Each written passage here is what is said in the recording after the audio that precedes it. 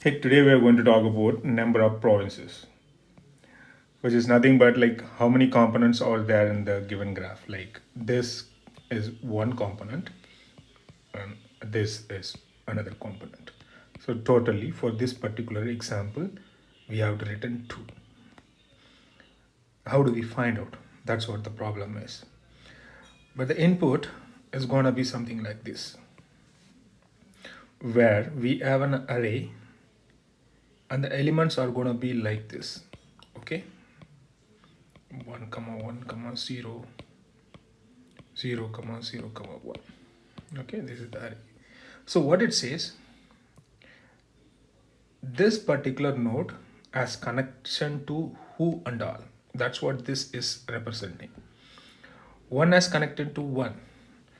Does 1 has connection to 2? Yes. If it is 1, then it has a direct connection. If it is 0, then it doesn't have any direct connection. 1 doesn't have any direct connection to 3. That's why it's 0.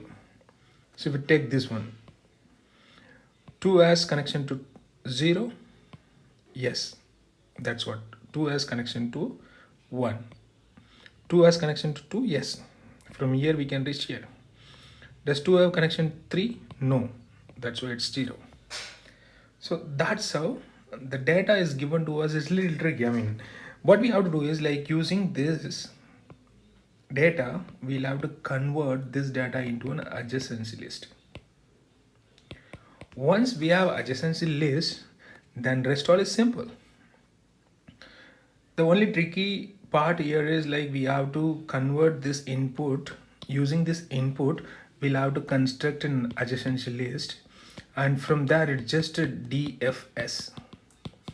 What we have to take here and do a DFS, and take from here, do a DFS, and take from here, do a DFS, and count how many times we could be able to run this DFS. Like for example, we have a global visited array. When you do from your DFS, and you would have marked all the visited element, and before you start doing any, before you start picking any node to do DFS, check whether it is already visited or not. If it is not visited, keep incrementing the count.